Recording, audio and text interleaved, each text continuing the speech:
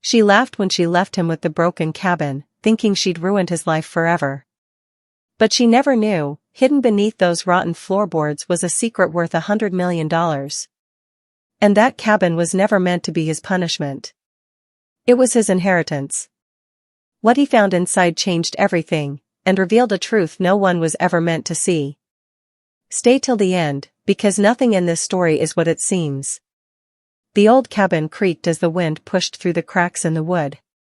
Paint peeled from the walls like tired skin. A single window rattled, the glass fogged from the cold breath of the mountains. Thomas stood in the doorway, staring at the ruin his ex-wife had left him. Her laughter still echoed in his mind, sharp, mocking, cruel. She had called it his perfect home. A broken cabin for a broken man. The floorboards groaned under his boots as he stepped inside. Dust rose into the air, catching the weak light that slipped through the cracks. He could smell rot, damp wood, and something faintly metallic. The fireplace was filled with ashes, untouched for years. A family photo lay on the mantel, the edges curled with time. He picked it up, brushed off the soot, and saw her smile frozen in glass. Outside, crows screamed over the tree line, their wings cutting across the dying sky. Thomas placed the photo down and walked to the corner of the room. The same corner his father had once told him to never forget. He knelt, pressed his hand against the loose plank, and felt the faint groove beneath his fingertips. The air seemed to thicken. A memory flickered, his father's whisper, his mother's trembling hands, a key hidden for a day that would come. Thomas pried the plank open. A small, metal box lay buried beneath dust and darkness. He lifted it carefully. It was heavier than it looked. The hinges were cold, the lid stiff. When it finally opened, gold light spilled out like liquid fire. Stacks of sealed documents. Bank statements. Ownership certificates. And a letter, written in his father's bold, confident hand. For my son, Thomas. If you are reading this, the world has already taken much from you. Now, it is time you take back what is yours. Thomas froze. The weight of the paper felt unreal, almost sacred. He could hear the heartbeat in his ears. $100 million. Hidden all these years. Her laughter, still echoing, began to twist in his memory, no longer sharp, but small. He stood up, holding the letter to his chest. The cabin did not look broken anymore. It looked alive. He turned toward the window. Outside, headlights flashed on the dirt road. A car was approaching. He had not told anyone he was coming here. Not even her. The engine cut off. Silence. Then, a door slammed. Boots crunched against the gravel. A figure appeared in the fading light, walking toward the cabin with purpose. Thomas stepped back, his hand tightening around the metal box. The floor creaked beneath him. The doorknob turned slowly. The door opened with a long, aching sound. Cold air rushed in, carrying the scent of rain and pine. Thomas stood still, every muscle tense.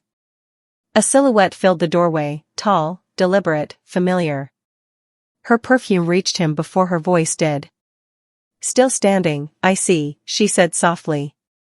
The same voice that once soothed him now sounded like glass scraping on stone. Her smile flickered in the dim light, sharp and practiced. I came to see the wreck one last time, she added, stepping inside without waiting for permission. Her heels clicked against the wooden floor, echoing in the hollow room. She looked around, smirking. Fitting, isn't it? This place looks exactly like you. Thomas said nothing. He placed the box on the table, the metal scraping against the wood. Her eyes followed the sound.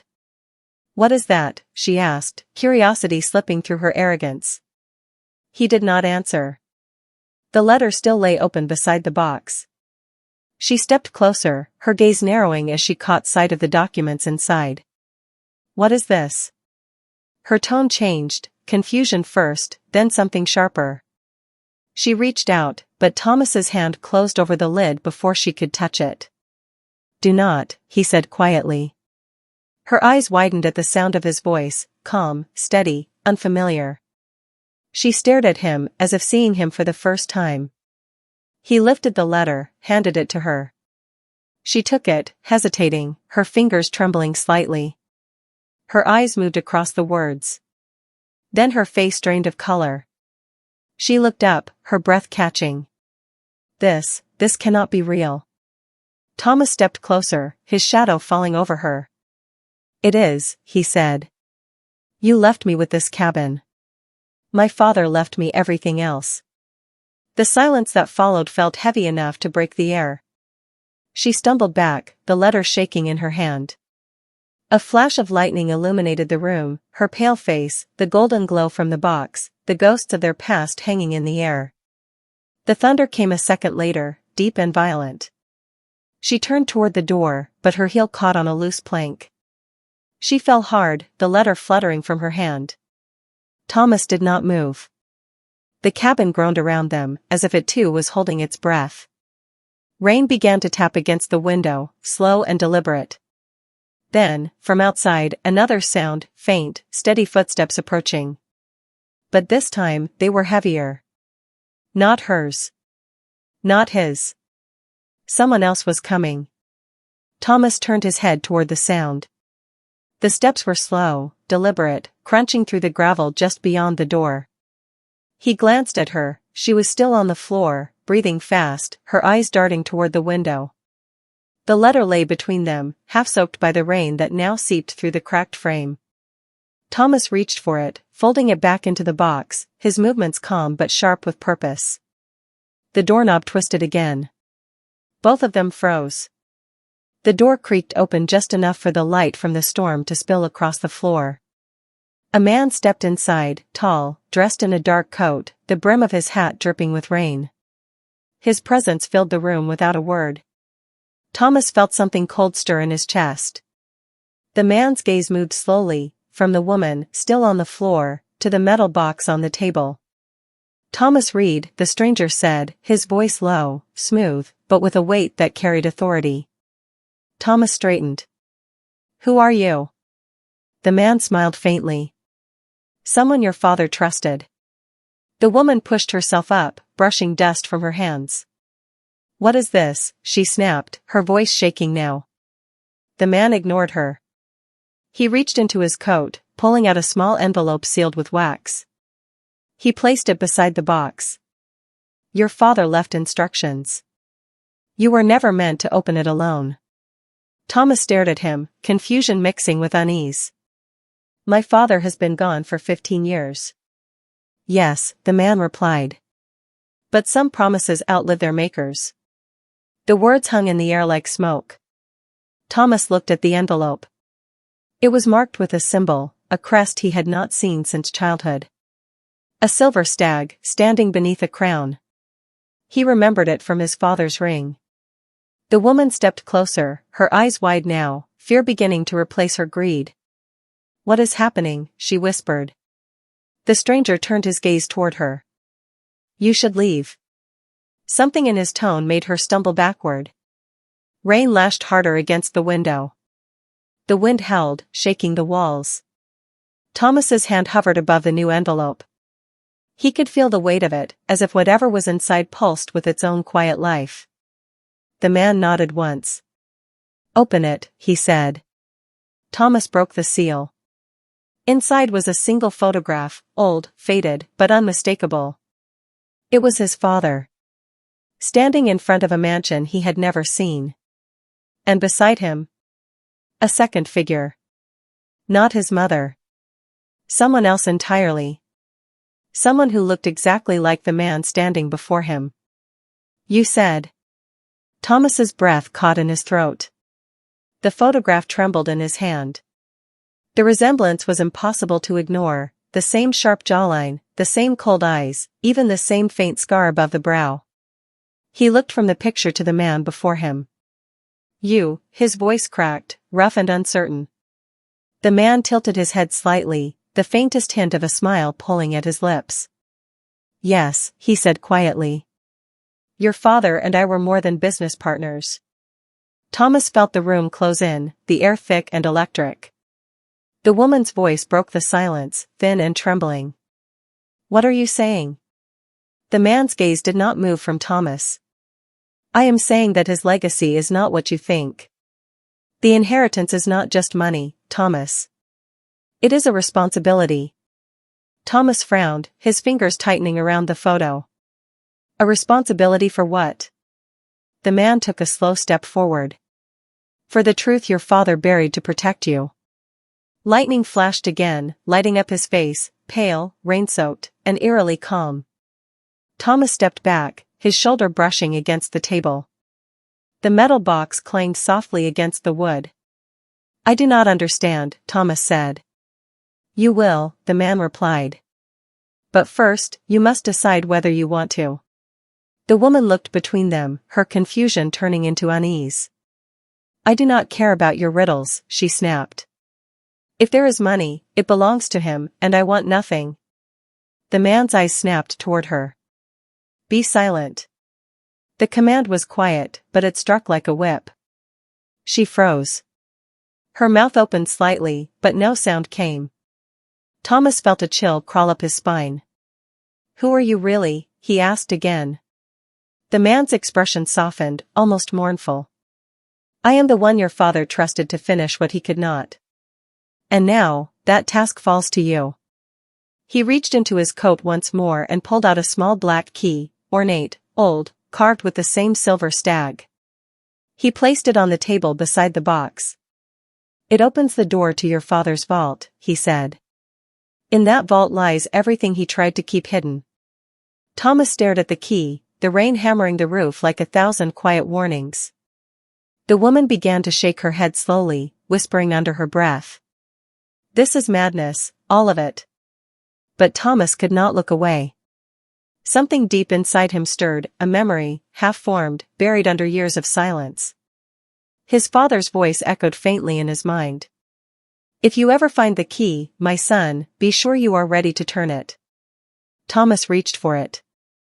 The metal felt cold against his skin, heavier than it should have been. He lifted his eyes to the stranger. Where is the vault? The man smiled faintly. Where your father died. The words hit Thomas like a blow. The air in the cabin seemed to vanish, replaced by a dense silence that pressed against his chest. He stared at the man, searching for meaning in his calm, unflinching face. My father died in a plane crash, Thomas said slowly. There was nothing left. No wreckage, no remains. The man's eyes glinted in the dim light. That is what they wanted you to believe. Lightning cracked outside, flooding the room with white fire. The woman gasped and stumbled back, her hand clutching the table for balance. You are lying, she hissed. His father, he was buried. The man turned toward her again, and the rest of her words withered in her throat. I was there, he said quietly. I saw the fire. I saw the crash. But I also saw him walk away. Thomas's knees felt weak. He gripped the edge of the table, his pulse roaring in his ears. That is impossible, he whispered. The man took another slow step forward, rain dripping from the brim of his hat. Your father disappeared that night, Thomas. He left everything behind, his company, his name, even you, to protect something far greater than wealth. The woman's breathing grew rapid. Her eyes darted between them, her mind racing toward panic. What do you mean, protect? She asked, her voice shaking. The man ignored her again, his gaze locked on Thomas. His vault is not in any bank. It is hidden beneath what remains of the crash site, deep in the mountains. Thomas felt the cabin sway under the storm's fury. Wind screamed through the broken window, scattering loose papers across the floor. The letter from his father slid to his feet, the ink beginning to blur with rainwater. He bent down, picked it up, and stared at the handwriting, strong, deliberate, still alive through the storm. My father wanted me to find it, Thomas murmured. The man nodded once. And he wanted you to go alone. The woman's voice cracked into the silence. Alone? Are you insane? You expect him to wander into a mountain storm chasing some myth? Thomas looked up, his expression unreadable. But something in his eyes had changed, a clarity, a flicker of purpose that had not been there before. "If my father is alive," he said slowly, "then everything I believed about him was a lie." The man's voice dropped to a near whisper. "Not a lie. A secret." Thunder rumbled like the growl of something ancient outside. The stranger turned toward the door. "When the storm ends, head north. Follow the ridge until you find the black pines. Beneath them, you will see what he left for you." He paused at the threshold, glancing back one final time. "Whatever you find there, Thomas, do not trust it completely." Then he was gone. The door swung open, wind screaming through the cabin before slamming shut again. Thomas stood motionless, the key still in his palm. The woman looked at him, pale and trembling. "Thomas, please," she whispered. "Do not go after him. This is not safe." Thomas turned his gaze to her, his voice quiet but resolute. "It was never meant to be safe." Outside, the storm raged harder, as if the mountains themselves were waiting for him to arrive. The night stretched long and merciless over the valley. Rain drummed against the roof, relentless, as though trying to drown out what the man had said. Thomas stood by the window, staring into the black forest that swallowed the horizon. The key lay heavy in his hand, its metal warm now, as if it carried its own pulse. Behind him, the woman wrapped her arms around herself, shivering. "Thomas," she said softly, "you do not even know if any of it is real." He did not turn. "I know enough," he replied. "My father hid something. And someone wanted it buried." She took a hesitant step closer. "What if it is a trap?" Thomas's reflection in the glass barely looked human anymore, a man haunted by too many shadows. "Then I will walk into it," he said. "But I need to see for myself." The wind howled, shaking the door against its hinges. For a moment, the cabin's old walls moaned, and the lantern flame flickered. Her voice trembled.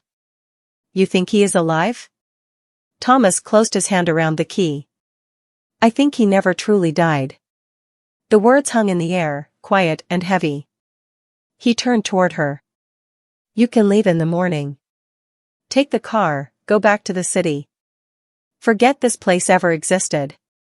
Her eyes flashed with something between anger and fear. "And you? What happens when you find nothing? When this man and his story vanish with the storm?" Thomas looked down at the letter in his pocket, the faded signature of his father pressed against his chest. "Then I will still know I tried." He walked to the table, picked up a lantern, and checked the wick. The woman's breath caught. "You are going tonight?" "The mountain does not wait," he said. She shook her head, disbelief etched across her face. "You will get yourself killed." Thomas paused, then met her eyes. "I already was," he said quietly. Without another word, he opened the door. Cold rain struck his face, sharp as needles. He stepped out, the mud pulling at his boots, the forest whispering beyond the darkness. Behind him, the cabin light flickered weakly, a dying star in the storm. The woman stood in the doorway, watching as his figure disappeared into the trees. "Thomas," she whispered, but her voice was lost to the wind. Far up the mountain, lightning carved a white scar across the sky. And for just an instant, as the world flashed in silver and shadow, she thought she saw another figure at the edge of the forest, waiting. The forest swallowed him whole. Rain softened to mist as dawn began to bleed through the trees. Thomas climbed higher, breath shallow, his lantern flickering in the pale light. Each step felt heavier, each gust colder, as if the mountain itself resisted his presence. The key pressed against his palm, a silent reminder of why he came. When he reached the ridge, the storm had passed. Clouds drifted like torn sails above the valley, and the world lay still. Before him stood a ring of black pines, tall, ancient, unmoving. Their trunks glistened with rain, roots twisting into the earth like veins. And there, half buried among moss and stone, was the wreckage. What remained of a small plane, its metal bones rusted but intact. Thomas's heart pounded. He knelt, brushing away the wet leaves, revealing a faint engraving on the fuselage, a silver stag beneath a crown. The same crest. The same promise. The earth beneath the wreck seemed disturbed, softer, as though something waited beneath. He dug with his hands until his fingers struck iron. A hatch. Old, locked, marked by time and secrecy. He took the key, turned it slowly. The lock yielded with a deep, echoing click. The hatch lifted, releasing a rush of cold air that smelled of oil, paper, and forgotten years. A metal staircase descended into darkness. Thomas hesitated only once before stepping down. Lantern light slid across rows of shelves, files, safes, old machinery. And at the far end, a desk. On it, a single envelope addressed to him. He opened it with shaking hands. A footstep. Slow, measured. Thomas turned. And there, standing just beyond the circle of light, was his father, older. Weathered. But alive. Their eyes met, one filled with disbelief, the other with quiet sorrow. "Hello, Thomas," his father said. "I hoped you would never find me." The lantern flickered once, casting long shadows across the vault. Outside, the first light of morning touched the peaks, breaking through the clouds. And in that fragile silence between heartbeats, the mountain finally exhaled, keeping its last secret no longer.